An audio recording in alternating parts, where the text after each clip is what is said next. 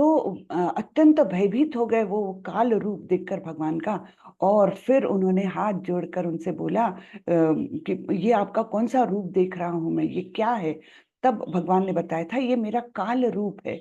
और इस काल रूप के द्वारा सभी का यहाँ पर जितने योद्धा है सारे कौरव पक्ष के और बहुत सारे पांडव पक्ष के भी ऐसे अनेक योद्धा मारे जाने वाले हैं, बल्कि मारे जा चुके हैं मेरे द्वारा। तुम केवल निमित्त मात्र बनो, है ना। निमित्त मात्रम भव सव्यसाची। तो हम मनुष्यों का क्या कर्तव्य है। भगवान तो अपनी इच्छा से सब कुछ करते हैं, लेकिन हमने भगवान की इच्छा को समझकर उनकी इच्छा का सहयोग करना चाहिए। इच्छा के विरुद्ध काम नहीं करना चाहिए। जो विरुद्ध जाएगा उसका तो नाश होना ही है। भगवान सर्वशक्तिमान है ना। लेकिन भक्त का एक ये कर्तव्य है कि भगवान के कार्यों के प्रति सहयोग करे, जो बनता है वो करे। वैसे तो भगवान अकेले ही सफिशिएंट है, लेकिन निमित्त मात्रम भव सव्यसाची। तो भगवान अपने भक्तों को क्रेडिट देना चाहते हैं और इस प्रकार वे भक्त की महिमा को बढ़ाते हैं। दुनिया जान सके कि देखो मेरे भक्त क्या कर सकते हैं, है ना। तो ये ऐसा अद्भुत 11वां अध्याय हमने देखा कल। आज 12वां अध्याय है। 12वें अध्याय को आप लोगों को मैंने 2-3 बार बताया कि 12वें अध्याय तक यानी 7 से लेकर 12 तक के अध्याय जो है वो भक्ति योग के अध्याय है। उसमें भक्ति का प्राधान्य है, भक्ति कैसे की जानी चाहिए, है ना। मन मना भव मद भक्तो मध्याजी माम नमस्कुरु, ये गुह्यतम ज्ञान हमको 9वें अध्याय में भगवान ने दिया है ना। तो इस प्रकार ये और फिर 11वें अध्याय में भौतिक जगत में वे कैसे प्रविष्ट होते हैं उसके बारे में हमने देख चुके हैं। चलिए, तो आज हम 12वां अध्याय करने वाले हैं। मैं शेयर करती हूँ और उम, एक मिनट शेयर कर देते हैं।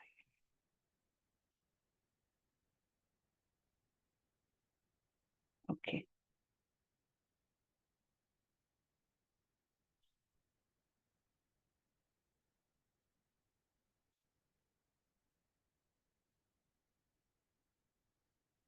ओके, तो चलिए मैं मंगलाचरण करती हूँ और फिर हम देखेंगे 12वें अध्याय में, जिसका नाम ही भक्ति योग है। यानी भक्ति का पूरा ही वर्णन है, कैसे स्टेजेस हैं भक्ति के, आप क्या कर सकते हो भक्ति में, ये सब यहाँ पर भगवान बताने वाले हैं। तो चलिए मंगलाचरण करें। ओम नमो भगवते वासुदेवाय। ओम नमो भगवते वासुदेवाय। ओम नमो भगवते वासुदेवाय। ओम अज्ञानतिमिरान्धस्य ज्ञानाञ्जनशलाकया चक्षुरुन्मीलितं येन तस्मै श्रीगुरवे नमः। श्रीचैतन्यमनोभीष्टं स्थापितं येन भूतले स्वयं रूपः कदा मह्यं ददाति स्वपदान्तिकम्। वन्देऽहं श्रीगुरु श्रीयुतपदकमलं श्रीगुरुन् वैष्णवांश्च श्रीरूपं साग्रजातं सहगण रघुनाथान्वितं तं सजीवं साद्वैतं सावधूतं परिजनसहितं कृष्णचैतन्यदेवं श्रीराधा कृष्ण पादान् सहगण ललिता श्री विशाखान्वितांश्च। हे कृष्ण करुणा सिंधु दीनबंधु जगतपते गोपेश गोपिका कांत श्री राधा कांत नमोस्तुते। तप्त कांचन गौरांगी राधे वृंदावनेश्वरी वृषभानुसुते देवी प्रणमामि हरिप्रिये। नमो विष्णुपदाय कृष्णपृष्ठाय भूतले श्रीमते भक्ति वेदांत स्वामी इति नामिने। नमस्ते सारस्वते देवे गौरवाणी प्रचारिणे निर्विशेषाय शून्यवादी पाश्चात्य देशतारिणी।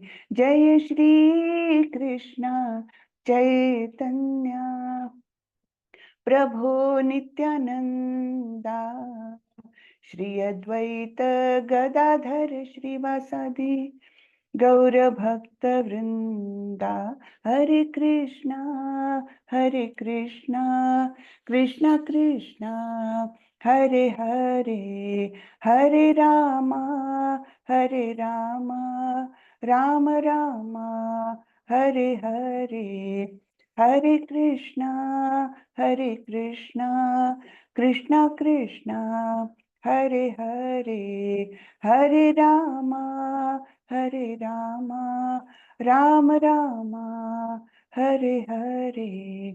हरे कृष्ण सभी को हरे सादर कृष्णा माता जी, दंडवत प्रणाम। दंडवत प्रणाम प्रभु। हरे कृष्णा। तो हम भक्ति योग का अध्याय भी आज देखने वाले हैं। हमने 1 या 2 अध्याय पहले शायद 9वें अध्याय के अंत में देखा था। वहां पर हमको प्रभुपाद जी ने बताया था कि भक्ति योग की शुरुआत कैसे करें, है ना। भक्ति योग कैसे करें, तो उसका सबसे पहला स्टेप कौन सा बताया था कि सवेरे 5 से 6 जो है ब्रह्म मुहूर्त, उस समय हम माला जप करें, हरे कृष्ण कृष्ण कृष्ण हरे हरे हरे राम राम राम हरे हरे। इस मंत्र का, महामंत्र का जप करें। ये जप करने से इतना अद्भुत है ये, इससे क्या होता है, हमारे मन पर, हमारे आत्मा पर जो अनेकानेक जन्मों का मैल बैठा हुआ है ना, काम क्रोध लोभ मोह मद मत्सर, इनका इतना आवरण है हमारे मन और बुद्धि पर और आत्मा पर भी, कि हम मतलब ऐसे भक्ति में जा नहीं सकते जब तक कुछ ना कुछ मलिनता हमारी दूर ना हो जाए, है ना। तो निश्चित रूप से आप लोग सब यहाँ हैं, तो निश्चित रूप से आप लोगों के मन में भगवान के प्रति आसक्ति है। वो प्रेम सुप्त भाव से आपका थोड़ा सा उजागर हो रहा है, तो उसको आपको बढ़ाना है। तो सवेरे सवेरे माला जप जरूर कर लिया करिए। हाँ, तो हरे कृष्ण महामंत्र का जप जो है, यही बिगिनिंग है और यही एंड है एक्चुअली। ये मैंने जो प्रभुपाद जी ने कृष्ण भावनामृत का प्रसार किया ना, उसमें 90% काम किसी ने किया होगा तो वो महामंत्र के जप ने किया है, 90%। क्योंकि उसी से लोग आकृष्ट हुए, उसी से जो हिप्पीज थे वो आकृष्ट हुए और वो हैप्पीज बन गए, है ना। हिप्पीज टू हैप्पीज, ऐसा उनका प्रवास रहा है अनेक अनेक लड़कों का लड़कियों का। क्योंकि वो हिप्पी क्यों बने थे, सब समाज के बंधनों को तोड़ करके हम अपने मन से जिएंगे। लेकिन उसमें भी उनको आनंद तो नहीं मिल रहा था। जब ड्रग्स लेते थे तब हाय, है ना, उनका ट्रांस में जाते थे। लेकिन जैसे ही ड्रग्स का वो उतर गया तो एकदम दैनावस्था में आ जाते थे। लेकिन प्रभुपाद जी ने उनको ऐसा ये महामंत्र दिया कि वो कहने लगे हम तो सदैव हाय है ना, ऑलवेज हाय, ऐसे बोलते थे कि ड्रग्स का जैसे हाय करने का एक वो नेचर है थोड़े से समय के लिए, लेकिन महामंत्र से तो हमेशा मन प्रफुल्लित रहता है। तो ये बहुत ही अद्भुत है मंत्र, कृष्ण भावनामृत का बेस है।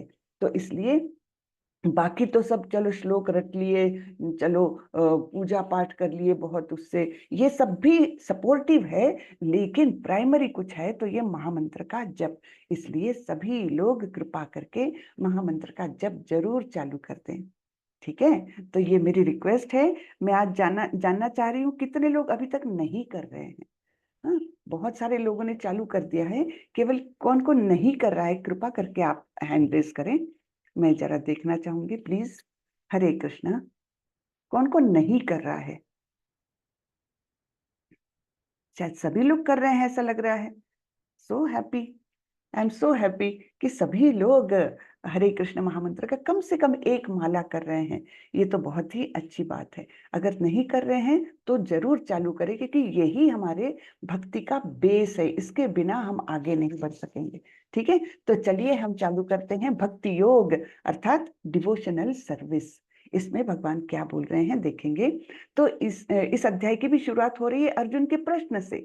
देखिए बीच बीच में कितने सुंदर प्रश्न कर रहे हैं अर्जुन, और उसको एक्सपैंड करते हुए उसको भगवान उसका उत्तर देते हुए भगवत गीता के सारे जो बेसिक कंसेप्ट है उनको भगवान बताए जा रहे हैं, है ना। तो अभी अर्जुन का प्रश्न है, अर्जुन उवाच एवं सतत युक्ता ये भक्तास्त्वां पर्युपासते ये चाप्यक्षरमव्यक्तम तेषां के योग वित्तमः।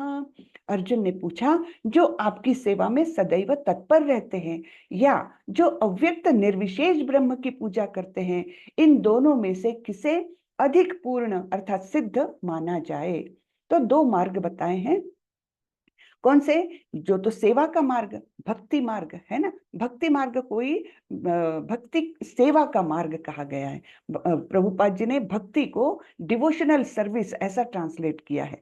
यानी भक्ति केवल एक जगह बैठ करके करने की क्रिया नहीं, इसमें एक्टिविटी है।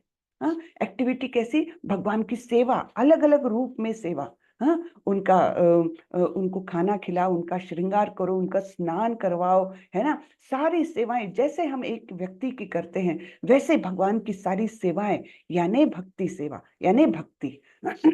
तो यहाँ पर जो अर्जुन का प्रश्न है कि जो आपकी सेवा में सदैव तत्पर रहते हैं या जो अव्यक्त निर्विशेष ब्रह्म की पूजा करते हैं। अब जब अव्यक्त होगा तो वो तो व्यक्ति तो है नहीं, वो अव्यक्त है, व्यक्त है ही नहीं। तब फिर क्या होगा? उनकी सेवा को कोई प्रश्न ही नहीं आता, है ना। तो फिर उनका केवल ध्यान किया जा सकता है। तो अर्जुन का प्रश्न है, इन दोनों में से श्रेष्ठ क्या है? इन दोनों में से किसे अधिक पूर्ण माना जाए? तो यहाँ ये निर्विशेष ब्रह्म का जो लोग ध्यान करते हैं, किस पर करते हैं? एक कोई तो भी प्रकाशमान बिंदु है, उस पर आंख केंद्रित करके ध्यान करते हैं। वो भी फायदे का है, बहुत अच्छा है वो भी, लेकिन उसका उत्तर हमको आगे मिलने वाला है, भगवान क्या बताते हैं। और दूसरा मार्ग है ये जो हम सगुण साकार सुंदर ऐसे भगवान का भगवान की हम सेवा करते हैं, है ना। प्रत्यक्ष उनको व्यक्ति मान करके उनकी सेवा करते हैं। तो इनमें से क्या श्रेष्ठ है, ये अभी हम देखने जा रहे हैं। यहाँ प्रभुपाद जी के कुछ शब्द है। श्रीला प्रभुपाद की जय। सामान्यतः अध्यात्मवादियों को दो श्रेणियों में विभाजित किया जा सकता है। एक तो है निर्विशेषवादी और दूसरे हैं सगुणवादी। सगुणवादी भक्त अपनी संपूर्ण शक्ति से परमेश्वर की सेवा करते हैं, यानी दास बन के उनकी सेवा करते हैं, सेवक बन के उनकी सेवा करते हैं, है ना, परमेश्वर की सेवा करते हैं। और निर्विशेषवादी भी कृष्ण की सेवा करते हैं, किंतु प्रत्यक्ष रूप से ना करके वह अप्रत्यक्ष ब्रह्म का ध्यान करते हैं। इस अध्याय में हम देखेंगे कि परम सत्य के अनुभूति की विभिन्न विधियों में भक्ति योग सर्वोत्कृष्ट है। ठीक है, तो भक्ति योग ही सर्वोत्कृष्ट है। इसके लिए, इसके बारे में भगवान बार बार बताते हैं हमको। भक्ति योग ही सर्वश्रेष्ठ है, बाकी सब तो उनको वहां तक जाने की सीढ़ियां हैं, जैसे कर्म योग, ज्ञान योग, अष्टांग योग और फिर भक्ति योग। भक्ति योग के माध्यम से ही हम भगवान तक जा सकते हैं।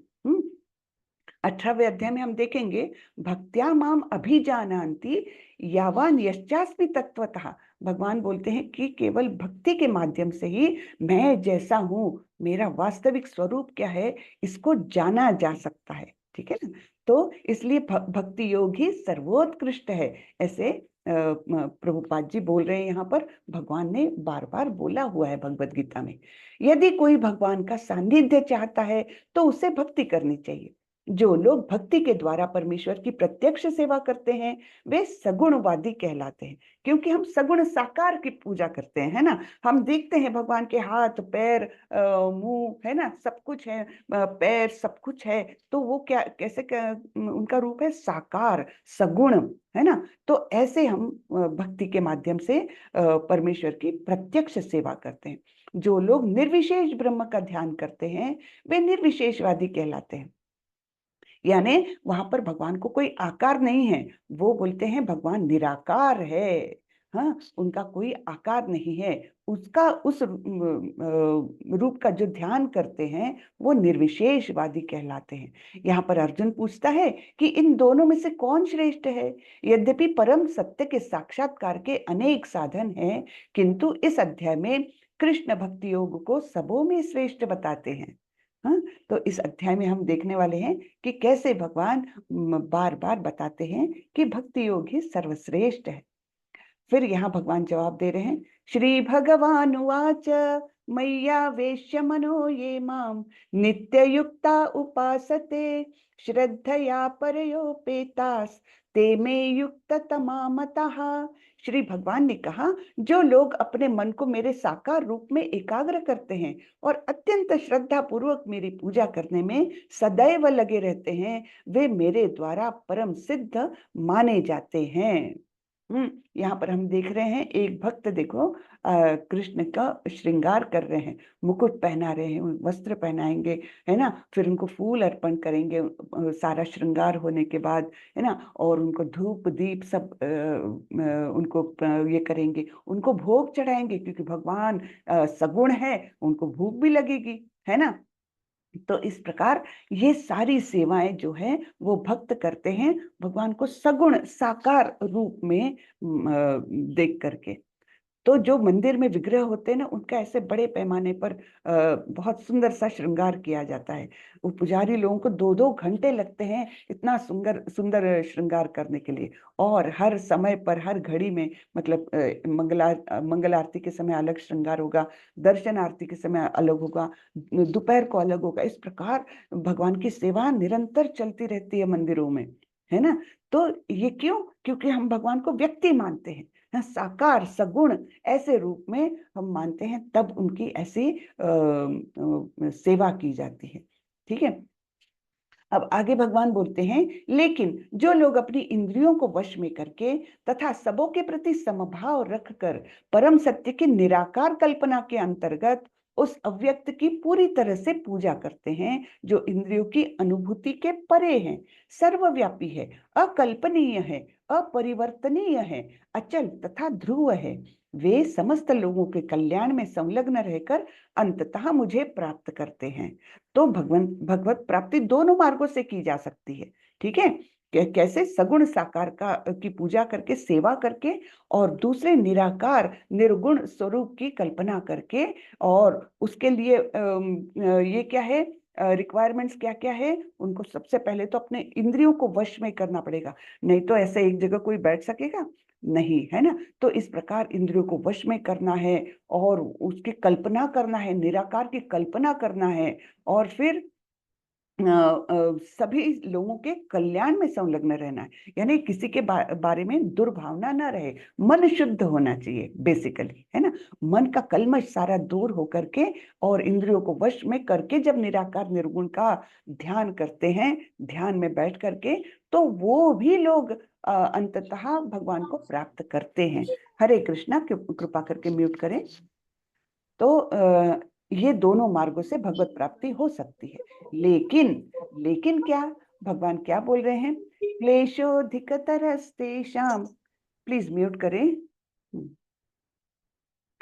क्लेशोधिकतरस्तेषां अव्यक्तासक्तचेतसाम् अव्यक्ता हि गतिर्दुःखं देहवद्भिरवाप्यते। जिन लोगों के मन परमेश्वर के अव्यक्त निराकार स्वरूप के प्रति आसक्त है, उनके लिए प्रगति कर पाना अत्यंत कष्टप्रद है। देहधारियों के लिए उस क्षेत्र में प्रगति कर पाना सदैव दुष्कर होता है।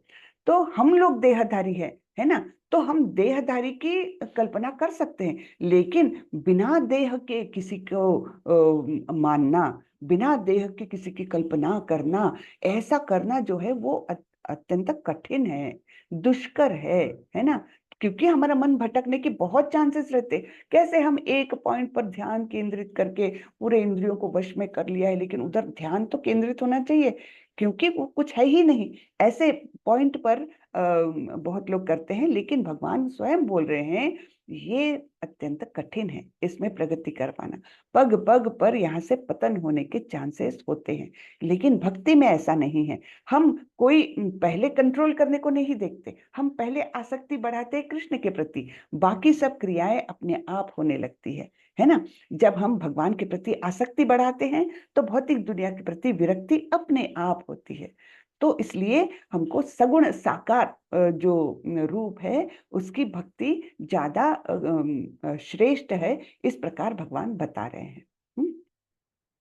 ये तु सर्वाणि कर्माणि मयि सन्न्यस्य मत्परः अनन्येनैव योगेन मां ध्यायन्त उपासते तेषाम् अहं समुद्धर्ता मृत्यु संसार सागरात् भवामि न चिरात् पार्थ मय्यावेशित चेतसाम् जो अपने सारे कार्यों को मुझ में अर्पित करके तथा अविचलित भाव से मेरी भक्ति करते हुए मेरी पूजा करते हैं और अपने चित्तों को मुझ पर स्थिर करके निरंतर मेरा ध्यान करते हैं, उनके लिए हे पार्थ मैं जन्म मृत्यु के सागर से शीघ्र उद्धार करने वाला हूँ। तो ये पिक्चर हमने इसके पहले भी देखा था। दैवी हेषा गुणमयी मम माया दुरत्यया मामे व ये प्रपद्यन्ते मायाम एताम तरन्ति ते। तो इसमें क्या बताया है कि हम सभी जीव इस भवसागर में गोते खा रहे हैं। कितना भी एक्सपर्ट तैराक हो, फिर भी एक समय के बाद वो मतलब उसके सांसें ये होने लगती है, सांसें टूटने लगती है, क्योंकि कहीं भी किनारा दिख नहीं रहा है और अंत नहीं है, कोई मदद करने वाला है ही नहीं, क्योंकि सारे ही डुबकी लगा रहे उसमें गोते खा रहे हैं भवसागर में। सारे जीव जितने यहाँ पर है, सारे ही जीव गोते खा रहे हैं, कोई मदद करने वाला नहीं। मदद कौन कर सकता है? केवल जो ऊपर से आएगा, भवसागर के ऊपर जो है, भवसागर में नहीं है। ऐसा कौन है? तो आध्यात्मिक जगत वाला। कौन है वो? भगवान कृष्ण, है ना।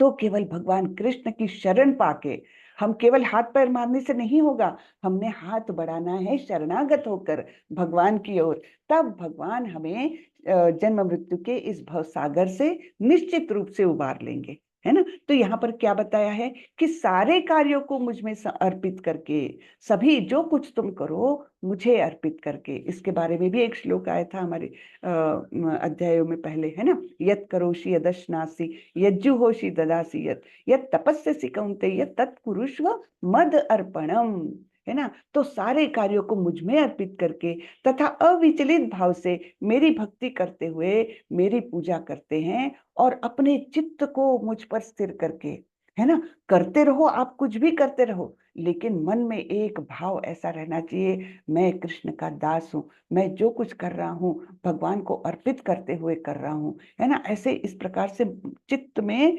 मुझको स्थिर करके निरंतर मेरा ध्यान करते हैं, तो उनको मैं इस भवसागर से उबार लेता हूँ, ऐसे भगवान बोल रहे हैं, है ना। फिर मय्येव मन आधस्त्व मयि बुद्धिम निवेशय निवसिष्यसि मय्येव अत ऊर्ध्वम न संशयः। मुझ भगवान में अपने चित्त को स्थिर करो और अपनी सारी बुद्धि मुझ में लगाओ, इस प्रकार तुम निस्संदेह मुझ में सदैव वास करोगे। तो ये हो गई अनन्य भक्ति। इसे कहा जाता है अनन्य भक्ति, ये टॉप मोस्ट भक्ति है। ये गोप गोपी जो वृंदावन वासी है, उनके मन में ये भक्ति रहती थी, अनन्य भक्ति। कृष्ण के सिवा और कुछ सोचना ही नहीं है, कृष्ण के सिवा और कुछ बुद्धि में आता ही नहीं है ना। कि कृष्ण के साथ खेलना है, कृष्ण को खाना खिलाना है, कृष्ण को श्रृंगार करना है, कृष्ण को फूल देने हैं, जो कुछ है सब कुछ कृष्ण कृष्ण कृष्ण, है ना। तैयार होना है, खुद भी तैयार होना है, तो कृष्ण से मिलने जाना है, इसलिए मैं तैयार हो रहा हूँ। तो इस प्रकार का जो चित्त भगवान में पूरी तरह से स्थिर है, वो है अनन्य भक्ति। लेकिन क्या अनन्य भक्ति के सिवा कोई वो नहीं है? भगवान इतने दयालु है कि इसी अध्याय में वो हमको 5-6 स्टेजेस देते हैं कि ठीक है, ये नहीं कर सकते ये कर लो, ये नहीं कर सकते ये कर लो। यानी इतने सारे हमको स्टेप्स बताते हैं भगवान कि कोई बात नहीं, ऐसा नहीं कि केवल एकदम अनन्य भक्त होने के बाद ही भगवान हम पर प्रसन्न होंगे। अनन्य भक्ति तो है टॉप मोस्ट, वो तो आएगी जब हम कुछ तो लेवल पर जाएंगे। तो इसके नेक्स्ट लेवल क्या है? लोअर लेवल, अनन्य भक्ति। ये तो हो गई टॉप मोस्ट। उसके बाद है अथ चित्तम समाधातुम न शक्नोषि मयि स्थिरम अभ्यास योगेन ततो मामिच्छाप्तुम धनंजय। हे अर्जुन, हे धनंजय, यदि तुम अपने चित्त को अविचल भाव से मुझ पर स्थिर नहीं कर सकते, तो तुम भक्ति योग के विधि विधानों का पालन करो।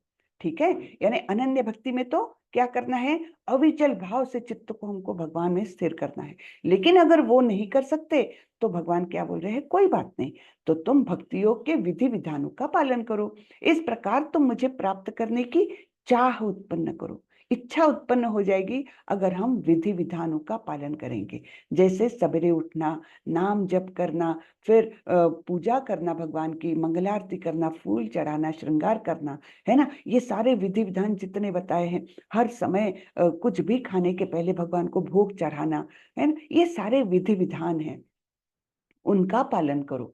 इस प्रकार क्या होगा, मन में उनके प्रति आसक्ति तीव्र होती जाएगी, भगवान को पाने की चाह जो है वो तीव्र होती जाएगी विधि विधानों का पालन करके।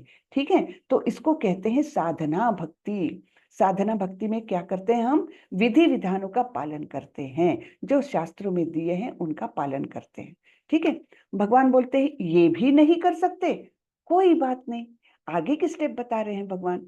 अभ्यासेप्य समर्थोसी मत्कर्म परमो भव मदर्थमपि कर्माणि कुर्वन् सिद्धिमवाप्स्यसि। यदि तुम भक्ति योग के विधि विधानों का भी अभ्यास नहीं कर सकते तो मेरे लिए कर्म करने का प्रयत्न करो, क्योंकि मेरे लिए कर्म करने से तुम पूर्ण अवस्था अर्थात सिद्धि को प्राप्त होगे।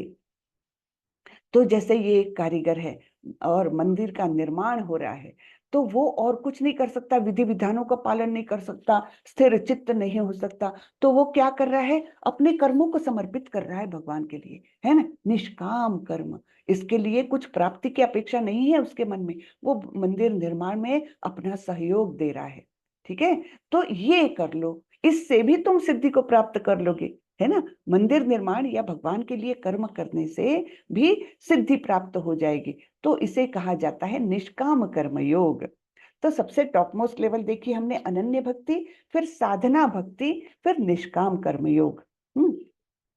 इसके आगे अब यहाँ पर ये पिछले अध्याय का श्लोक आ रहा है, 9वें अध्याय का, है ना। यत् करोषि यदश्नासि यज्जुहोषि ददासि यत् तपस्यसि कौन्तेय तत्कुरुष्व मदर्पणम। तो यहाँ पर भगवान ने बताया था हमको, हे कुंती पुत्र, तुम जो कुछ करते हो, जो कुछ खाते हो, जो कुछ अर्पित करते हो या दान देते हो, और जो भी तपस्या करते हो, उसे मुझे अर्पित करते हुए करो। ये हम देख चुके हैं 9वें अध्याय में, जो गुह्यतम अध्याय था, है ना, गुह्यतम ज्ञान का अध्याय था।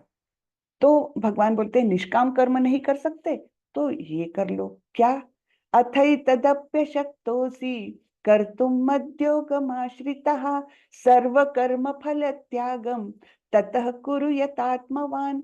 अगर हालांकि आप इस चेतना में काम करने में असमर्थ है तो अपने काम के सभी परिणामों को त्याग देने की कोशिश करे और आत्मस्थित होने की कोशिश करे। ठीक है, निष्काम कर्म नहीं कर सकते तो कम से कम कर्म फल त्याग दो, उनका त्याग करो और इस प्रकार आत्मस्थित होने की कोशिश करो। तो ये चौथी स्टेप बताई भगवान ने, इसको बोलते हैं सकाम कर्म।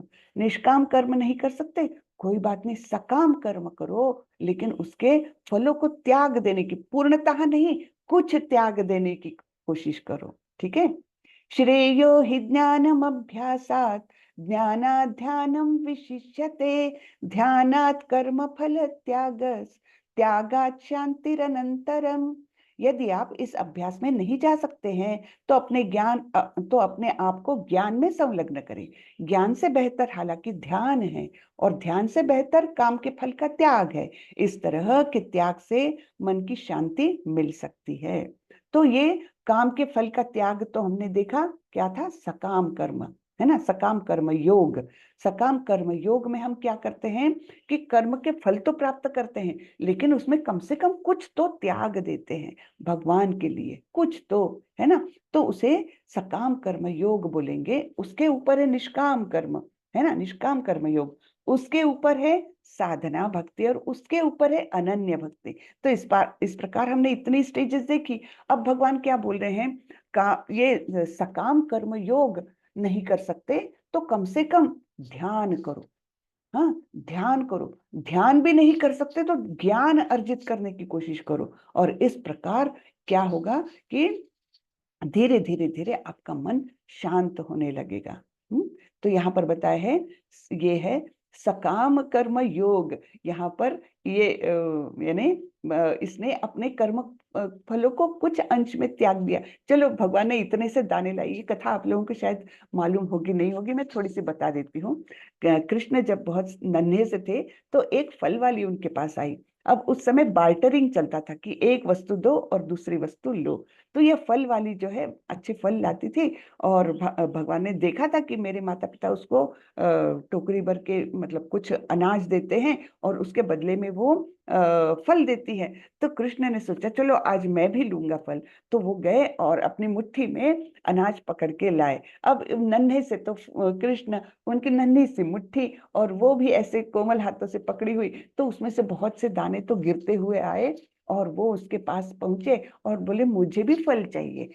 तो वो बोली हाँ हाँ जरूर ले लो। तो इन्होंने उसकी टोकरी में वो जितने मुट्ठी में दाने थे अनाज के वो डाले। देखे तो दो तीन ही दाने निकल पाए। तो कृष्ण का चेहरा एकदम ऐसा हो गया, अरे दो तीन दाने में तो ये मुझे कुछ नहीं देगी।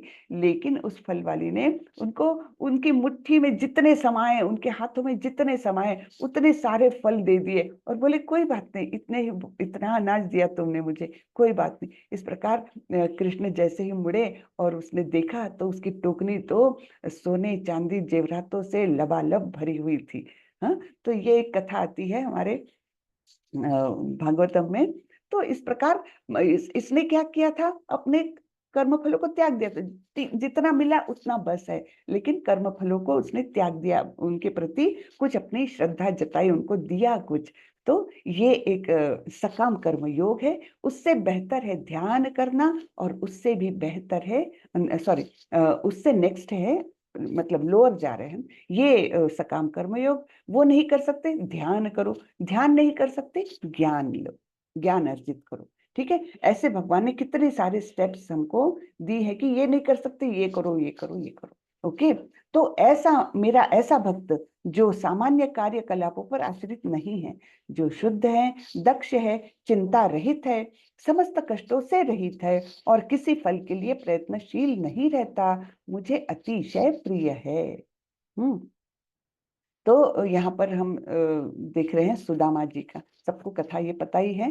तो ऐसा भक्त जो सामान्य कार्यकलापों पर आश्रित नहीं है ना। नॉर्मल वो ऐसा नहीं कि पैसे कमाने जाएगा, अपने इसका भरण पोषण करेगा। वो सामान्य कार्यकलापों में आश्रित नहीं है, उसमें दक्ष नहीं है वो, है ना। लेकिन वो शुद्ध है, वो दक्ष है भक्ति में, चिंता रहित है। उसको ये नहीं कि अब मैं मेरे घर में कल क्या खाना पकने वाला है, चिंता रहित, सब कुछ छोड़ देता है भगवान पर, है ना। इस प्रकार चिंता रहित है, समस्त कष्टों से रहित है। उसको कोई भी परिस्थिति में कष्टों का अनुभव होता ही नहीं, क्योंकि उसका चित्त तो कहाँ लगा है, भगवान में लगा है। कितने भी कष्ट आए, शारीरिक कष्ट आए, है ना, मानसिक भी कष्ट आए, तब भी वो समस्त कष्टों में अपने आप को चिंता रहित ऐसे एक अनासक्त बन के रख सकता है, और किसी फल के लिए प्रयत्नशील नहीं रहता। ऐसा भक्त मुझे अत्यंत प्रिय है। अब ये जो है 12 से लेकर 20 तक के जो श्लोक है, 13 से लेकर 20 तक के, ये इनको कहा जाता है प्रियाष्टक। तो इसमें भगवान वर्णन करते हैं कि किस प्रकार का भक्त उन्हें अत्यंत प्रिय है। हाँ? तो ये प्रियाष्टक चल रहा है अभी।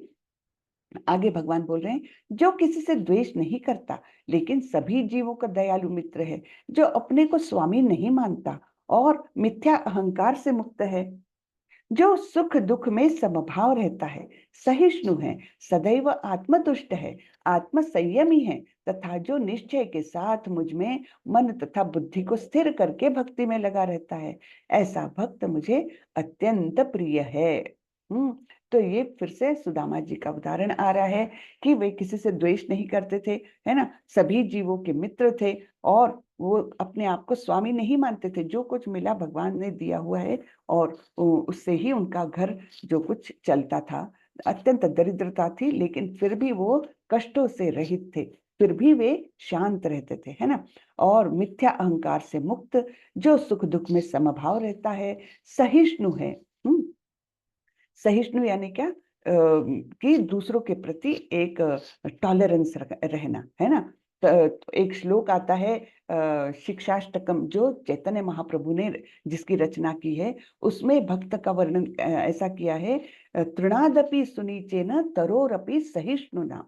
यानी भक्त अपने आप को जो रास्ते पर पड़ी हुई घास है, घास का तिनका है, उससे भी नीच मानता है, उससे भी वो अपने आप को छोटा मानता है। हाँ, कोई भी उसको मतलब इस प्रकार से, और तरोरपि सहिष्णुना, जैसे पेड़ पौधे होते हैं वे अत्यंत सहिष्णु होते हैं, बहुत टॉलरेंट होते हैं, है ना। हम आम के पेड़ को पत्थर मारेंगे, लोग आके लकड़ी काट के जाएंगे, पत्ते तोड़ेंगे, है ना, और बिना मतलब के, मतलब उस पेड़ को कष्ट देंगे बिना मतलब के, फिर भी वो कैसा है, टॉलरेंट। क्या वो पलट के हमको एक मारता है कि तुम मेरी डगाल मत काटो? नहीं, वो टॉलरेंट है। तो वैसे ही भक्त ने रहना चाहिए, तो ये सहिष्णु होता है ना।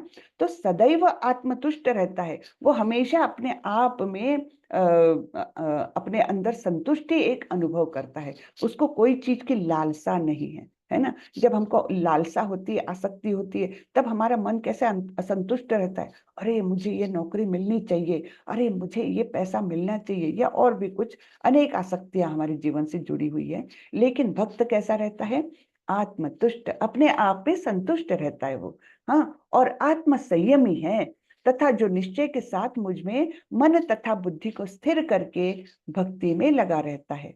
मन और बुद्धि पूर्णतया भगवान में स्थिर करके वो भक्ति में लगा रहता है, तो ऐसा भक्त मुझे अत्यंत प्रिय है। फिर जिससे किसी को कष्ट नहीं पहुंचता, तथा जो अन्य किसी के द्वारा विचलित नहीं किया जाता, जो सुख दुख में, भय तथा चिंता में समभाव रहता है, वह मुझे अत्यंत प्रिय है। हाँ? तो यहाँ पर हम एक कथा देखेंगे।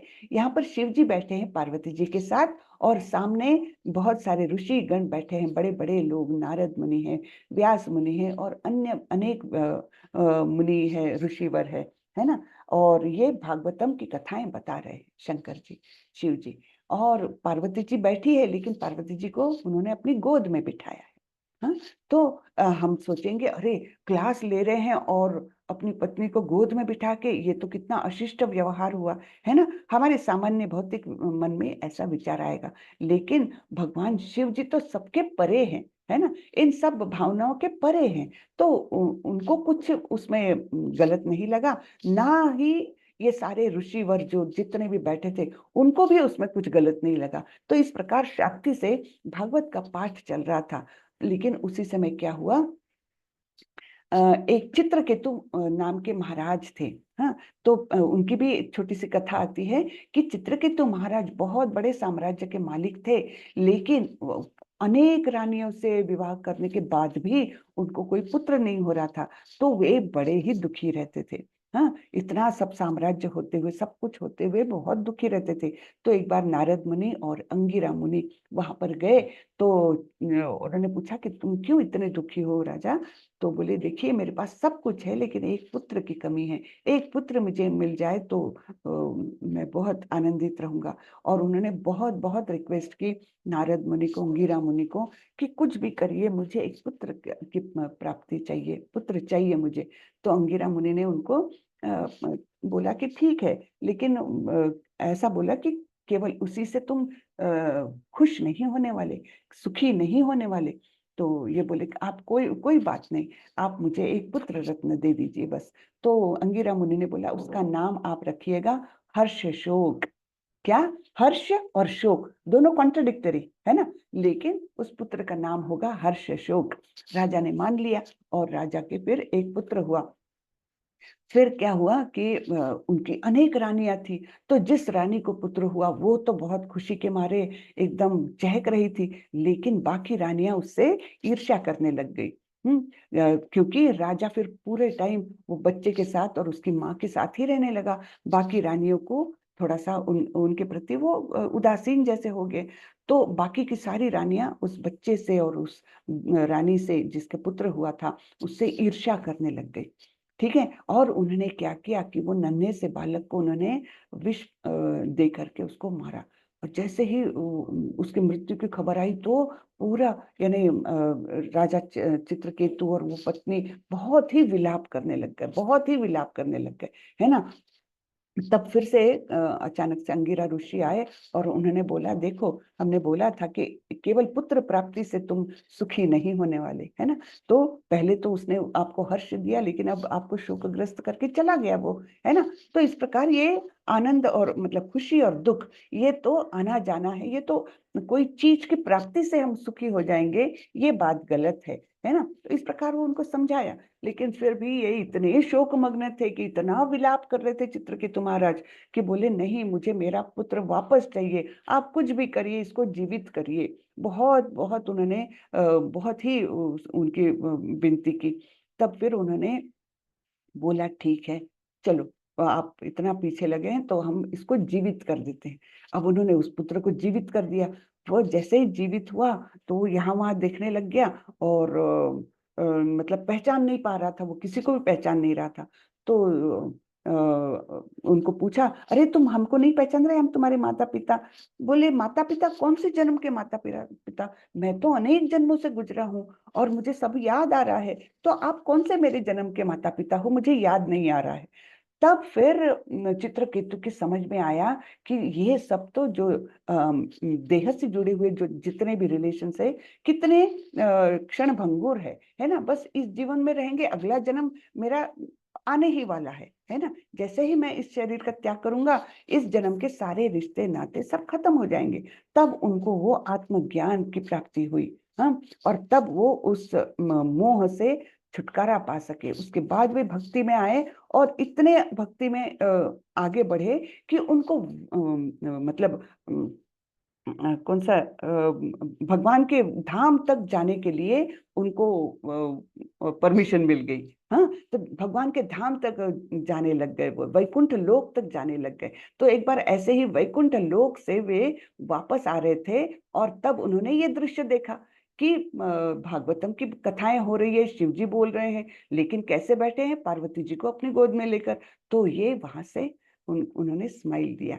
एक्चुअली उन्होंने अनादर से नहीं स्माइल किया था। हंसी हंसी जो उनको आई थी, वो अनादर से नहीं आई थी, लेकिन उनको ऐसे लगा कि अरे ये शिव जी तो कितने महान है, देखो कुछ भी कर सकते हैं। इस दृष्टि से उन्होंने एक वो हंसी आई थी उनको।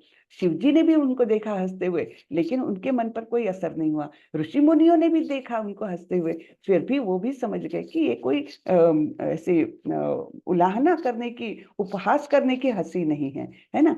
तो वो भी समझ गए, तो किसी ने कोई ऑब्जेक्शन नहीं लिया। लेकिन पार्वती माँ को बहुत गुस्सा आ गया। उनको लगा कि ये उपहास कर रहे हैं शिव जी का। हाँ, तब उन्होंने उनको श्राप दिया। ठीक है, श्राप क्या दिया कि तुम एक बड़े राक्षस बन जाओगे, राक्षस कुल में जाओगे तुम, इस कुल में रहने लायक नहीं हो तुम। हाँ, इस प्रकार से श्राप दे दिया। अब महानता देखिए चित्रकेतु महाराज की, यद्यपि उनकी गलती ऐसी कुछ नहीं थी, फिर भी उन्होंने हाथ जोड़ करके माता पार्वती का वो श्राप भी ग्रहण कर लिया। तो वे विचलित नहीं हुए, है ना। अन्य किसी के द्वारा वे विचलित नहीं होते हैं, जो वो भक्त है, हाँ, जिससे किसी को कष्ट नहीं पहुंचता और दूसरों के द्वारा विचलित भी नहीं होता। जो सुख दुख में, भय तथा चिंता में समभाव रहता है, वह मुझे अत्यंत प्रिय है।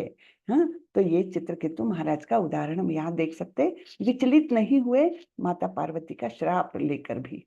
ठीक है, फिर आगे बोलते हैं भगवान, जो न कभी हर्षित होता है, न शोक करता है, जो न पछताता है, न इच्छा करता है, तथा शुभ तथा अशुभ दोनों प्रकार की वस्तुओं का परित्याग कर देता है, ऐसा भक्त मुझे अत्यंत प्रिय है।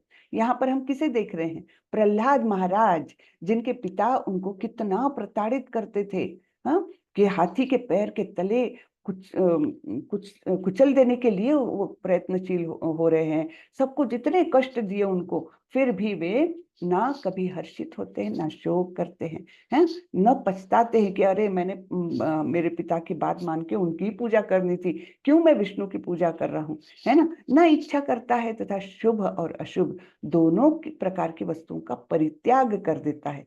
तो ऐसे भक्त भगवान को अत्यंत प्रिय है। है ना। तो यहाँ प्रहलाद महाराज का उदाहरण दिया है। फिर आगे बोलते हैं, जो मित्रों तथा शत्रुओं के लिए समान है, जो मान तथा अपमान, शीत तथा गर्मी, सुख तथा दुख, यश तथा अपयश में समभाव रखता है, जो दूषित संगति से सदैव मुक्त रहता है, जो सदैव मौन और किसी भी वस्तु से संतुष्ट रहता है, जो किसी प्रकार के घर बार की परवाह नहीं करता, जो ज्ञान में दृढ़ है और भक्ति में संलग्न है, ऐसा पुरुष मुझे अत्यंत प्रिय है। हाँ, तो ये सारे जो द्वंद्व है ना हमारे जीवन के, है ना, अपोजिट्स, अपोजिट्स कैसे कैसे हैं, दुख आता है, सुख आता है, मान होता है, अपमान भी मिलता है, शीत गर्मी, है ना, यश अपयश, इतने बहुत सारे द्वंद्व है। और द्वंद्वों में फंसा हुआ हमारा जीवन कैसा है, कभी क्षणिक हमको सुख, कभी क्षणिक दुख, है ना। तो हमारा कर्व ऐसा चलते रहता है, ऊपर नीचे ऊपर नीचे। लेकिन जो समभाव में रहता है, चाहे परिस्थिति कुछ भी हो, चाहे मान मिले चाहे अपमान मिले, यश मिले अपयश मिले, समभाव से लेने वाला जो भक्त है वो स्थिर बुद्धि से भगवान में दृढ़ हो सकता है ना। तो ऐसे भक्त की, ऐसा भक्त मुझे अत्यंत प्रिय है, ऐसे भगवान बोल रहे हैं। यहाँ पर कथा आती है एक अम्बरीश महाराज की। अम्बरीश महाराज, हाँ, तो ये महान भक्त थे भगवान के। और एकादशी का व्रत जो अत्यंत महत्वपूर्ण माना जाता है भक्ति के लिए, खास करके कृष्ण को संतुष्ट करने के लिए, तो वो निर्जला करते थे हमेशा। और एकादशी व्रत का ऐसा एक महत्व है कि दूसरे दिन, द्वादशी के दिन, एक बताए गए समय पर उसका पारण करना चाहिए, अर्थात उस समय अन्न ग्रहण करना चाहिए भगवान को भोग दिखाने के बाद। तो अम्बरीश महाराज हर विधि विधान का अत्यंत निष्ठा से पालन करते थे। तो एक बार क्या हुआ, ऐसे ही उन्होंने निर्जला एकादशी का व्रत किया। दूसरे दिन, द्वादशी के दिन पारण करना है, व्रत का पारण करना है। तो थोड़ी ही समय पहले दुर्वास मुनि वहां पर आए। अब हम सब जानते हैं दुर्वास मुनि सब फेमस काहे के लिए हैं, उनके क्रोध के लिए। उन्हें अनेक सिद्धियां प्राप्त थी, यानी एक ग्रह से दूसरे ग्रह, दूसरे ग्रह से तीसरे ग्रह वो एक क्षण में पहुंच सकते थे, और भी बहुत कुछ सिद्धियां उनको प्राप्त थी। लेकिन फिर भी उनका अपने क्रोध पर कंट्रोल नहीं था।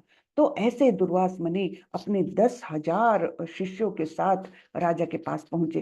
राजा ने उनका भव्य स्वागत किया तुरंत से, और सब कुछ उनकी पूजा की, उनको सम्मान दिया, सब कुछ किया।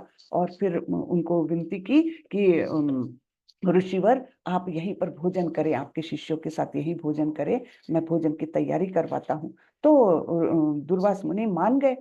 दुर्वास मुनि बोले, ठीक है, हम आपके साथ भोजन करेंगे, मैं अपने शिष्यों के साथ जाता हूँ और नदी पर स्नान करके आता हूँ, तब तक आप तैयारी करवाइए।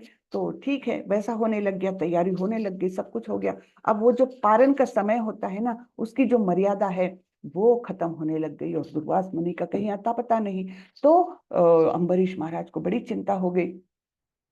तो एकदम जैसे समय खत्म होने को आया, तब उन्होंने अपने राजमहल के पंडितों से पूछा, राज दरबार के, कि क्या करना चाहिए, इसमें से मैं कैसे निकलूं। अगर एकादशी का पारण समय पर नहीं किया तो मुझे एकादशी का व्रत फलित नहीं होगा मेरा। हाँ, और अगर ऋषिवर के पहले मैं कुछ अन्न ग्रहण करता हूँ तो ऋषिवर का अपमान हो जाएगा, वो क्रोधित हो जाएंगे। तो इसमें से मार्ग क्या है।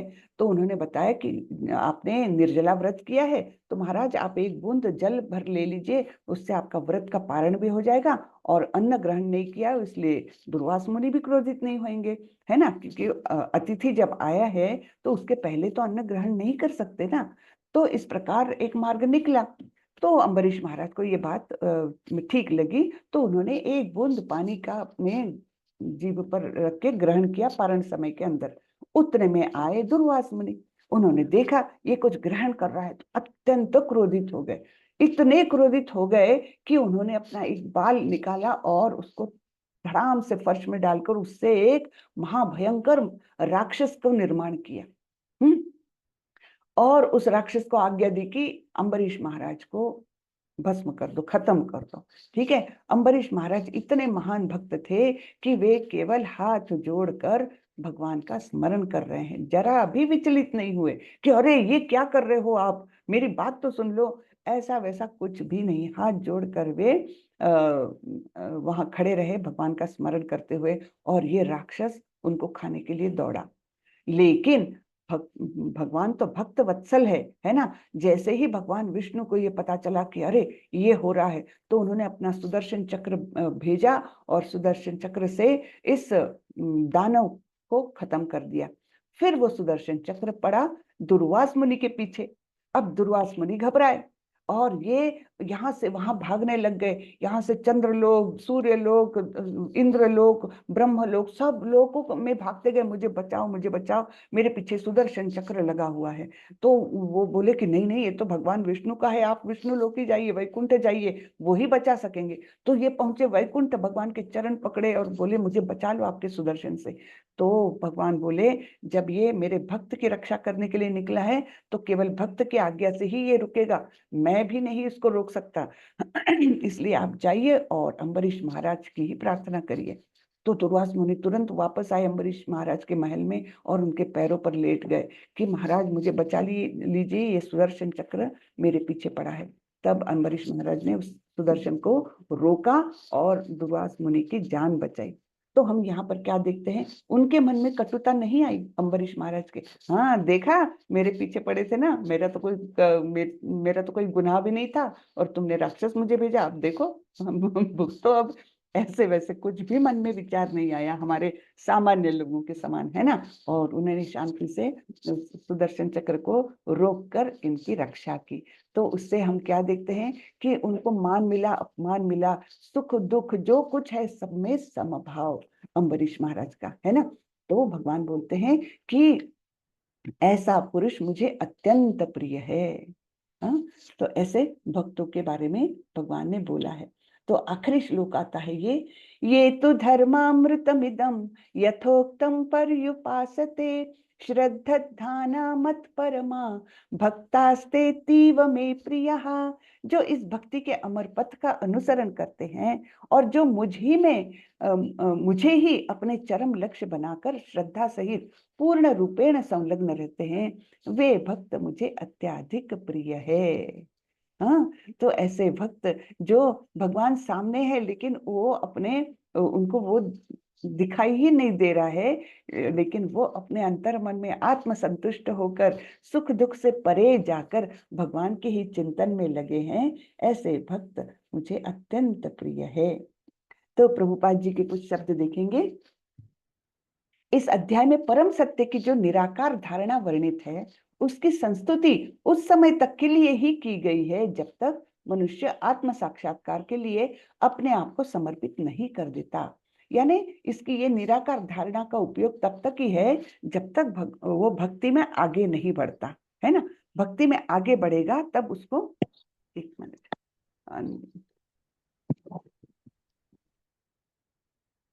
हाँ, तो एक सीमित समय तक ये निराकार की धारणा उसके लिए फायदेमंद है। लेकिन अगर वो आत्म साक्षात्कार अर्थात परम सत्य की खोज के लिए अपने आप को समर्पित अगर कर देता है, तब फिर उसको निराकार की धारणा छोड़कर भक्ति में ही आना चाहिए।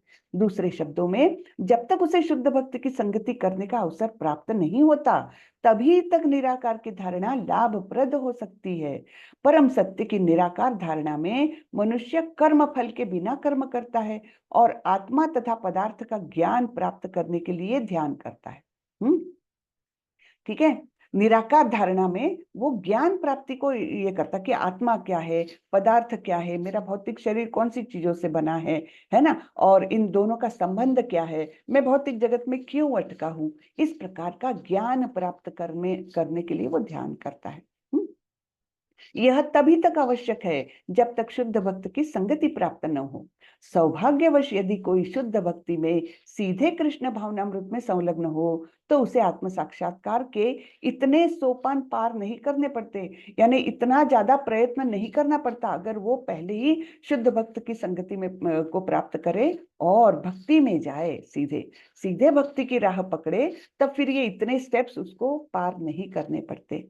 भगवत गीता के मध्य के 6 अध्यायों में जिस प्रकार भक्ति का वर्णन हुआ है वह अत्यंत ही हृदयग्राही है। तो ये सब एक बहुत सुंदर वर्णन भगवान ने किया है भक्तों का और भक्ति का, है ना। तो इस प्रकार अगर हम भक्ति के माध्यम से भगवत प्राप्ति की ओर जा रहे हैं तो हमारा रास्ता काफी आसान हो जाता है, सुखकर हो जाता है। जैसे हमने शुरू में देखा था, 9वें अध्याय में देखा था, क्या, राज विद्या राजगुह्यम पवित्रम इदम उत्तमम प्रत्यक्षा अवगमम धर्म्यम सुसुखम कर्तुम अव्ययम।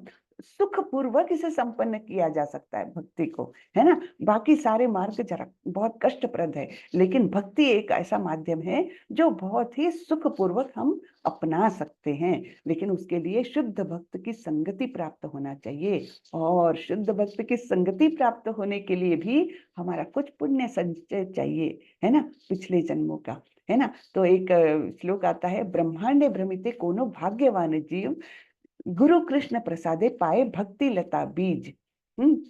तो ब्रह्मांडों में अनेकानेक जीव भ्रमण कर रहे हैं, अनेक जीव भ्रमण कर रहे हैं, लेकिन उनमें से बहुत ही कम भाग्यशाली ऐसे लोग रहते हैं, ऐसे जीव रहते हैं जिनको कृष्ण और गुरु की कृपा से भक्ति का बीज प्राप्त होता है।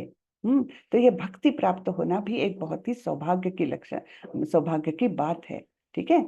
तो इसलिए ये भक्ति का मार्ग भगवान बार बार बताते हैं। हरे कृष्णा। तो आज का अध्याय खत्म हुआ। हरे कृष्ण। कैसा लगा आज का अध्याय? 12वां अध्याय भक्ति योग।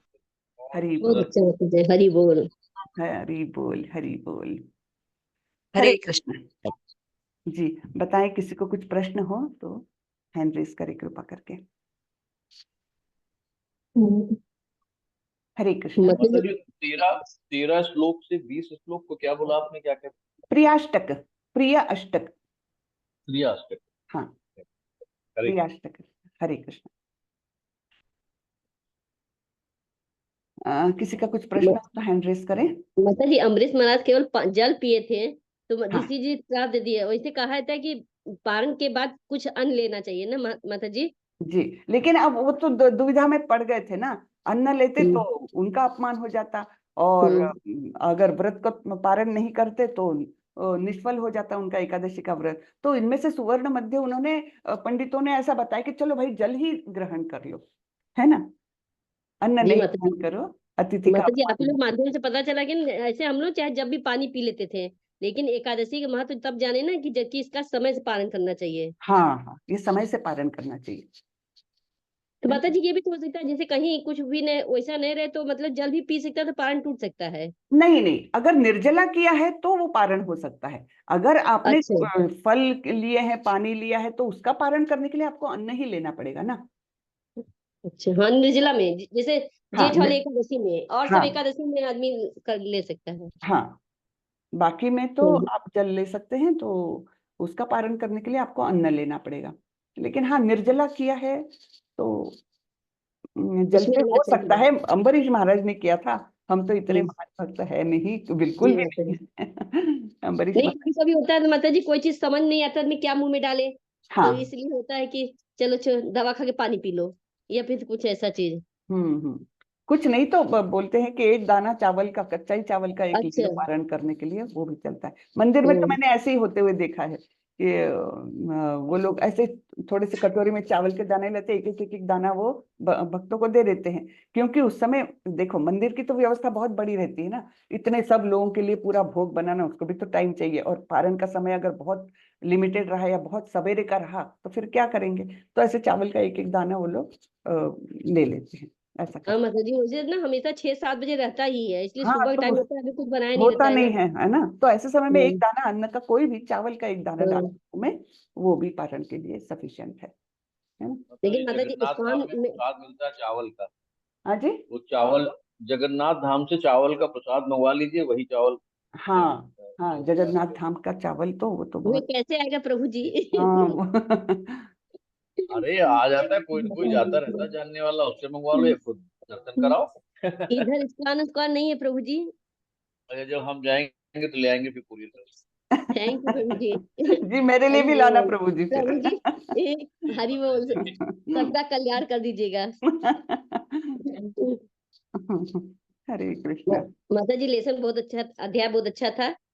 अमरीश महाराज की कथा 2-3 बार सुन चुके, बहुत ही मतलब दिमाग में धस गया कि सोचिए कितने ज्यादा तपस्वी हाँ। थे। हम्म। हरे कृष्णा माता जी। हरे कृष्णा। माता जी, मेरा एक छोटा सा मतलब एक संशय है। जी वो ये है कि जैसे प्रतिदिन मैं आपका क्लास मतलब मैं कर रही हूँ जब से जी स्टार्ट हुआ है। जी तो मुझे बहुत अच्छा लग रहा है, और मैंने ये सोचा हुआ था कि जो मैं सुबह मतलब उठ के नहा धो के ही क्लासेस करूंगी, तो मैं ये भी कर पा रही हूँ। मैं एक माला सुबह में कर लेती हूँ, बहुत क्योंकि मैं नहीं कर पाती फिर मैं क्लास अटेंड करती हूँ। लेकिन माता जी, कभी कभी ऐसा होता है, क्योंकि मैं शादीशुदा हूँ और मैं घर में हूँ, तो कभी कभी क्या होता है ना ऐसा कि जैसे परिवार में किसी तरह की कोई मतलब कि डिस्टरबेंस हो गए, या फिर कोई कुछ बोल दिया, बुरा लग गया, फिर उससे माता जी क्रोध उत्पन्न हो जाता है। और उसके बाद क्या होता है ना कि जैसे मन लगता है कि अब कुछ अच्छा नहीं लग रहा, क्योंकि कोई सुनने वाला नहीं है, कोई समझने वाला नहीं है, और कुछ अच्छा नहीं लग रहा। फिर ना भगवान मतलब मुझे ऐसा लगने लगता है कि जैसे आज के रूटीन खराब हो गया। मैं क्लास कर तो रही हूँ, पर मेरा मन नहीं लग रहा है, क्योंकि मेरा पूरे टाइम दिमाग उसी तरफ दौड़ रहा है। लेकिन मैं भोग भी लगा रही हूँ, लेकिन मन से मतलब लगा रही हूँ, क्योंकि मुझे अच्छा लग रहा है कि मैं भगवान को बिना, क्योंकि आपने बोला कि कुछ भी खाओ तो भगवान को अर्पण करके वो चीज खाओ, तो मैं इस भाव से उनको अर्पण कर रही हूँ कि बिना उनको खिलाए मैं नहीं खाऊंगी। ये सब भी मैं कर रही हूँ, लेकिन माता जी दिमाग में ना वो डिस्टरबेंस चल ही रहा है। ऐसा लग रहा है जैसे कि मतलब ऐसा क्यों हो रहा है, लोग क्यों ऐसा कर रहे हैं, क्यों नहीं कोई मुझे समझ रहा है, कोई नहीं सुन रहा है। फिर थोड़ा सा ध्यान माता जी वो भटक जाता है। तो इसके लिए क्या करना चाहिए कि एकाग्रचित होके भगवान के प्रति ही ध्यान रहे, उन सारी चीजों को, उन सारी चीजों से दूर रह के भगवान में ही ध्यान लगा रहे। मैं बस ये संशय मतलब मुझे दूर करना है। जी माता जी, ये सबके साथ समस्या आती है, सबके साथ आती है। हाँ, तो इसके लिए सिर्फ कारगर उपाय है माला जप। उस समय आप थोड़ा सा मन विचलित भी रह रहा है तब भी करिए, कोई बात नहीं, विचलित रहेगा मन तब भी करिए, लेकिन माला जप करते रहिए। थोड़ा धीरे धीरे एक का दो कर लीजिए, दो का चार कर लीजिए, धीरे धीरे। लेकिन वही एक मार्ग है आपको मन शांत करने का भी, है ना। छेतो दर्पण मार्जनम, ये अपने मन के अंदर जितना मैल है ना, तो वो केवल ये हरिनाम से ही जाएगा, धुल जाएगा सब। क्रोध भी नहीं आएगा और शांति रहेगी मन में, अनुभव करेंगे हम। हाँ, अभी तो बहुत स्टार्टिंग में है आप, है ना, अभी तो शुरुआत है। तो शुरू में होता क्या है कि और भी ज्यादा ऐसे लगते हैं, अपनी भावनाएं और भी ज्यादा उफन के आ रही है। जो मैं नॉर्मल रूटीन में मैं गुस्सा नहीं होती थी, अभी ज्यादा गुस्सा आने लग गया है। ऐसा शुरू शुरू में होगा। वो क्यों होता है कि जैसे एक तालाब में हमने अगर कंकड़ फेंका, तो क्या होगा, पहले तो उधर का मैल थोड़ा सा अगर अंदर से जो है ना वो बाहर आ जाता है, मैला मैला हो जाता है पानी, है ना। तो वैसे अभी अपने अंदर जो मैल भरा है वो ऐसा लगता है ज्यादा उफन के आ रहा है। कोई बात नहीं, आप अपना जो माला जप है उसको कॉन्स्टेंटली करते रहिए। एक दिन अच्छी नहीं होगी, मन में दुख भरा रहेगा, गुस्सा भरा रहेगा, ठीक है, कोई बात नहीं, लेकिन उसको करते रहिए। धीरे धीरे धीरे जब आप कोशिश करते हुए कि अपने मन को यहाँ वहां भटकने नहीं देना है, मुझे मेरी ही आवाज की जो ध्वनि है, जो हरे कृष्ण मंत्र की, उसको ही सुनना है। धीरे धीरे प्रैक्टिस करेंगे ना आप, तो आपका मन भी एकदम आपके वश में हो जाएगा। ये क्रोध वगैरह भी नहीं आएगा, है ना। तो ये जी धीरे धीरे की प्रोसेस है, ये एक वन डे वाली प्रोसेस नहीं है कि 10 दिन का कोर्स कर लिया और आप ये हो गए। ऐसे जो अपने भौतिक जगत में बहुत कोर्सेज चलते हैं, वो नहीं है, ये भक्ति का मार्ग है। तो इसमें धीरज रखिए आप। कोई बात नहीं, जी। मन में ऐसे वैसे विचार आते हैं, फिर भी आप क्योंकि अपने रूटीन ना को। क्योंकि हम लोग ऐसे मतलब कि क्योंकि हम लोग गृहस्थ आश्रम में है, तो बहुत सारी चीजों को डील करना पड़ता है हर दिन। जैसे घर में रह रहे हैं, जॉब भी करना है, फिर सब कुछ देखना भी है। तो ये सारी चीजों में ना माता जी अंदर से मन में ये आता है कि नहीं ऐसा नहीं करना है, ये गलत है। लेकिन ना नियंत्रण नहीं हो पाता है उस हाँ। चीज पे। जब ऐसे होता है ना तो फिर नियंत्रण नहीं आ पाता है। जी जी, तो वो होगा माता जी, धीरे धीरे होगा, बिल्कुल 100% होगा। हाँ, तो उसकी आप चिंता मत करिए, आप अपना भक्ति में लगे रहे, है ना। कभी कभी गुस्सा आ भी गया तो फिर शांत होकर अपने आप को सोचिए कि मुझे क्यों गुस्सा आया, उसका एनालिसिस करिए थोड़ा सा। तो अगली बार थोड़ा कम गुस्सा आएगा, अगली बार बहुत दिनों के बाद गुस्सा आएगा। ऐसे आपके वो ड्यूरेशन बढ़ती जाएगी, इंटेंसिटी कम होती जाएगी गुस्से की और सब विचारों की। ऐसे वो होगा धीरे धीरे, लेकिन इस थोड़ा सा समय देना होगा आपको। हाँ? एक एक छोटा सा निश्चित रूप प्रश्न से होगा।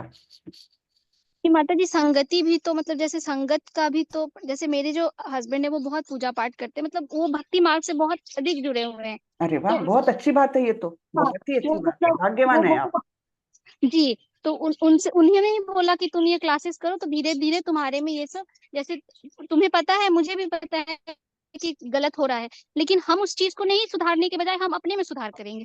इसलिए तुम ये क्लासेस करो। तो माताजी मैंने करना शुरू किया उनके कहने पे। तो मैं बस ये चाहती हूँ कि हम जैसे लोग गलत बातें करते हैं एक जगह बैठ के, हम वो सुनना नहीं चाहते, तो ऐसा भी तो हो सकता है ना माताजी कि हम उस जगह से हट जाएँ।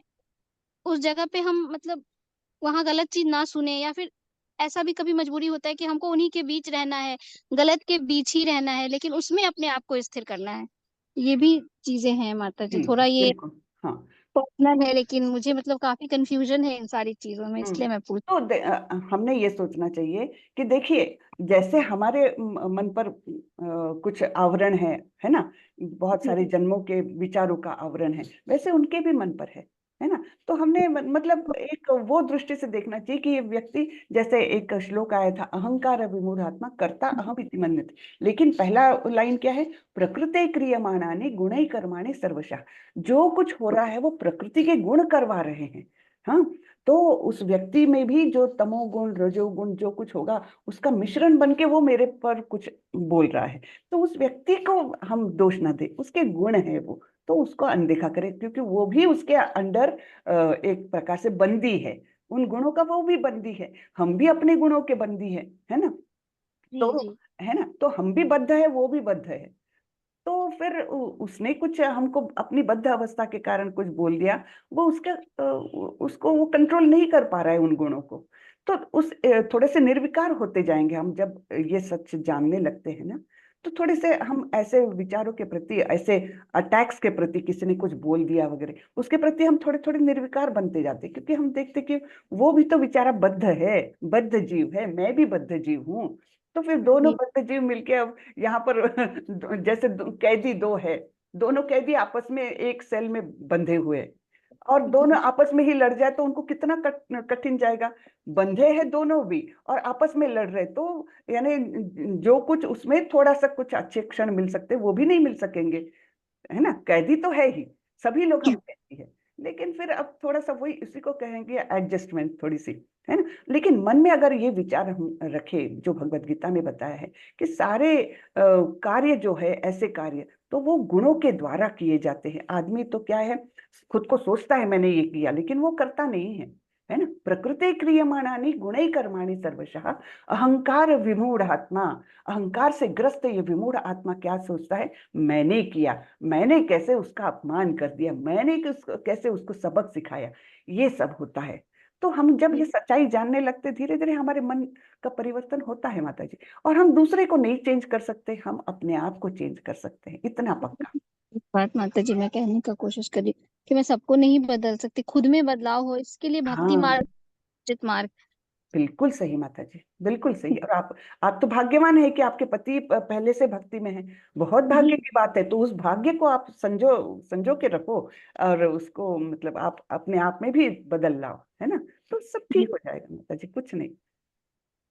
माता जी, अमरीश महाराज जी सभी इंद्रियों पे काबू किए थे माता जी। हाँ, और सारी अच्छा। इंद्रियों को केवल वो मतलब भगवान की सेवा में लगाते थे, सारे इंद्रियों को। उनका वर्णन वैसे आता है भागवतम में कि मतलब हाथों का उपयोग केवल मंदिर का मार्जन और श्रृंगार भगवान के उसके लिए करते थे, कानों का इस्तेमाल केवल भगवत भक्ति के श्रवण करने में लगाते थे, ऐसे यानी हर इंद्रियों को वो पूरी तरह से लगाए हुए थे भक्ति में, है ना। तो जी माता जी, उसमें से एक आध गुण भी हमें मिल जाएगा तो बहुत है। बहुत है, बाप रे, बहुत है। जीवन सफल हो जाएगा फिर तो हमारा, जी माता जी। है ना। सबसे बड़ा चीज माता जी, सही बात है, क्रोध बहुत बेकार चीज होता है, जो कभी कभी होता है लेकिन गलत होता है। शत्रु है ना हमारे ये, षड हम्म। रिपु, है ना, 6 दुश्मन है हमारे। तो उनको अगर हमने वश में लिया है तो हमारा जीवन सफल हो जाता है। और वो बहुत कुछ हो जाता है, अगर हम माला जब बहुत सिंसियरली करें तो हो जाता है। हम्म। हरे कृष्ण, हरे कृष्णा। किसी का और प्रश्न हो? मुझे लगता है नहीं है, तो चलिए हम आज का सत्र यहीं पर खत्म करते हैं। वाचा कल्पतरोभ्यश्च कृपा सिंधुभ्य एव च पतितानां पावनेभ्यो वैष्णवेभ्यो नमो नमः। अनंत कोटि वैष्णव वृंद की जय, श्रीला प्रभुपाद की जय। हरे कृष्ण। हाँ, मुझे एक बात पूछनी थी, सब लोग क्विज कर रहे हैं ना आप लोग? किसी को कोई दिक्कत हो तो क्षमा माता जी आप लोगों को मदद करेगी। तो सभी लोग क्विज करें और लेवल 2 के लिए तैयार रहे, है ना? सब लोग लेवल 2 में जाइए। धीरे, ये मार्ग को छोड़िए मत, इतना ही कहना है ना? इस मार्ग को जब आप आए हैं तो इसको छोड़िए मत, ये केवल आपको आनंद देगा, केवल आपको सुख की तरफ ले जाएगा, है ना? तो इसलिए इसको कंटिन्यू करें आप, भक्ति के राह को मतलब छोड़िए। हम लेवल 1 2 दोनों कर लिए हैं, तो हम लेवल 1 का क्वेश्चन कर सकते हैं? कर सकते हैं ना, आप करिए ना। अगर मतलब हाँ, करने में कोई दिक्कत नहीं। आपको रजिस्टर किया हुआ अगर है आपने तो आप फिर हाँ। से कर सकती हैं, है ना? नहीं, जैसे माता जी दोबारा चल जाएगा तो फिर सब लोग नहीं कुछ कहेगा, लिंक दोबारा? नहीं अच्छा। नहीं, ऐसा कुछ नहीं होगा। देखिए वो सिस्टम एक्सेप्ट करती कि नहीं। सिस्टम में अगर आपका पहले का है तो फिर शायद सिस्टम ही एक्सेप्ट नहीं करेगी, ये भी हाँ हो माता जी, सकता है, पहले मुझे का है, मालूम नहीं। पहले का है, हाँ, तो फिर पहले शायद का है। सिस्टम में बोलेगी आपको कि नहीं आप। हाँ, क्वेश्चन तो मिल जाता है लेकिन पहले का है। अच्छा, फिर ना करे, है ना? हम्म। कोई बात नहीं। जी माता जी।